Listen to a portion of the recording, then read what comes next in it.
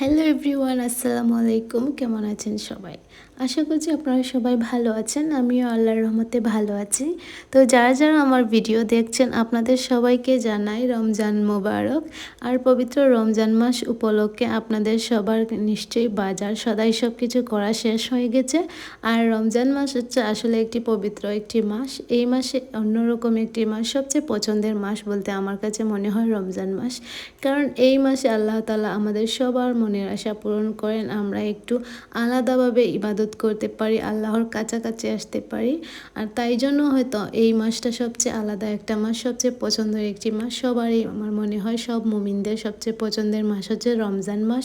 অন্য মাসে দেখা যায় যে আমরা যদিও কিছু ভুল কাজ করে থাকি, আমরা সময় দিতে পারি না ইবাদতে, কিন্তু এই মাসটা সবার মনের মধ্যে একটি আলাদা একটা রহমত কাজ করে। তো সবার কাছে একটি আলাদা একটা অন্যরকম ফিলিংস আসে। আর যা কিছুই করি না কেন এটা আমাদের মানে মনের মধ্যে একটা ভালো লাগা কাজ করে। তো আজকে আমি চলে গিয়েছিলাম মার্কেটে আমার একটা স্বপ্ন পূরণ করব।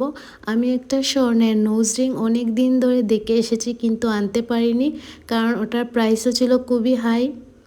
আপনারা তো জানেনই স্বর্ণের বর্তমান যে দাম, তারপর আমি কিনে নিয়ে এসেছি। একটু তাড়াতাড়ি বের হয়ে গিয়েছিলাম তাই চলে এসেছিলাম তাড়াতাড়ি, শুধু নোজ রিংই কিনেছি আর কিছু কিনিনি। তো বাসায় এসে আমরা বললাম যে আজকে নাকি আমাদের চাচার বাসায় যাবেন, আমার আম্মু বলছেন। তো চাচার বাসায় যেহেতু যাব তাই আমরা সবাই তাড়াতাড়ি করে চলে গিয়েছিলাম, কারণ আমরা অনেকগুলা বড়ই নিয়ে আসব ওদের বাসা থেকে। তো ওদের বাসা আর আমাদের বাসার ডিস্টেন্স তেমন বেশি না, তো আমরা সবাই মিলে চলে গিয়েছিলাম বড়ই আনতে।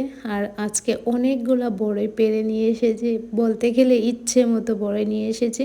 আগে দেখা যেত ছোটো যখন ছিলাম তখন আমরা শুধু দৌড়ে দৌড়ে চলে যেতাম অনেকটা, তো এখন তো বড় হয়ে গেছে, এটা তো সম্ভব না।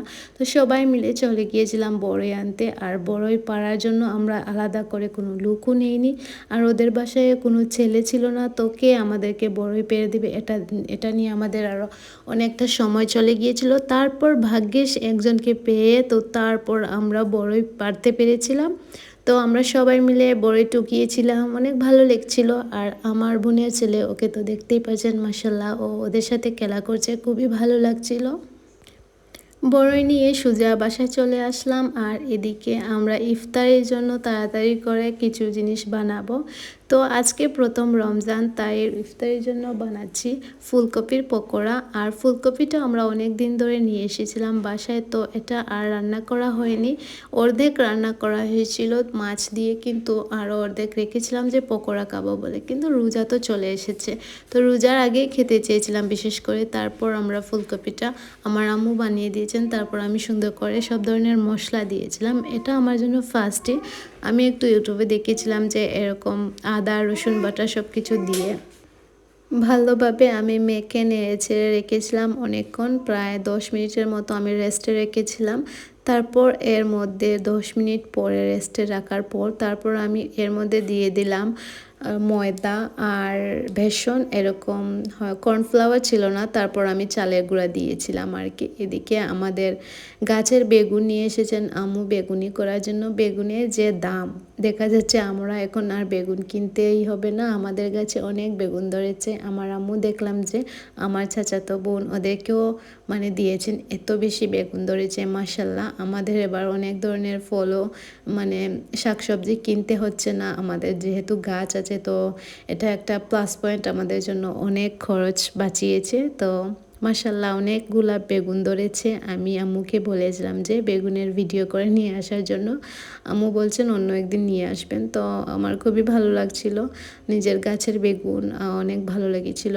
এইসব বেগুনও আমরা একসময় কিনে খেয়েছি, তো ভালোই লাগছে। দেখা যায় যে নিজের কাছে কোনো কিছু হলে কোনো এতটা দিতে হবে এরকম করে কোনো একটা থাকে না আর কি। আর যে কোনো জিনিস কিনে আনলে একটু হিসেব থাকে, তো এইটার জন্য এটা একটা হচ্ছে প্লাস পয়েন্ট। আর আমি এদিকে বেসন মাখাচ্ছি, আর আমার বোনের ছেলে দেখতেই পাচ্ছেন, ও শুধু বায়না করছে যে ও ওগুলা দিবে আর কি মাখাবে। তো আমি ওকে বারবারই বলছিলাম যে তুমি এটা পারবে না, এটা তোমার কাজ নয়, কিন্তু ও খুবই দুষ্টু বাচ্চা।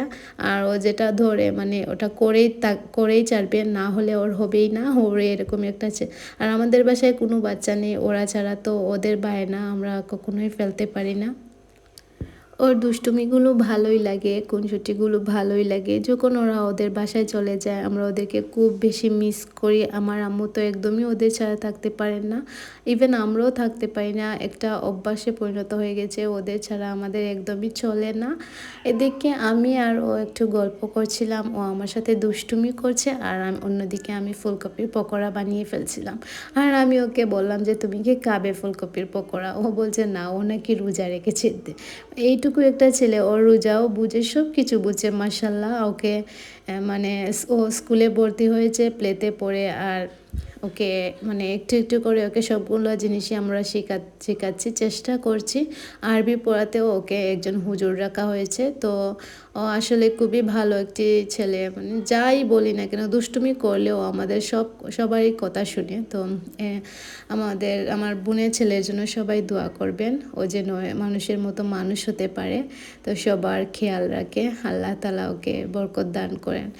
তো এই তো আমাদের ইফতার। আজকের ইফতারে কী কী তার রান্না করা হয়েছে দেখতেই পারছেন। তো আমরা সবাই কিচেনে বসে খেয়ে ফেলছি, আর এটা আমার ভাইয়ের, ও টেবিলে বসে খাচ্ছে। আর দেখা যায় যে নিচে বসে খেলে ভালো লাগে, আর আমাদের এটা একটা সুন্নত। তো আমরা সবাই অনেক গল্প করে খেয়েছি, মানে ইফতারে দোয়া করে তারপর আমরা খেয়ে ফেললাম, ইফতার করে ফেললাম। আর ইফতার করার পর, নামাজ পড়ার পর আমার চা না খেলে চলেই না। আমাদের বাসার সবাই নামাজ পড়ার সাথে সাথেই আমাকে বলেন যে এবার চা বানিয়ে নিয়ে এসো। তো এটা আমারই, মানে প্রত্যেকটা দিন আমার চা বানাতে হয়।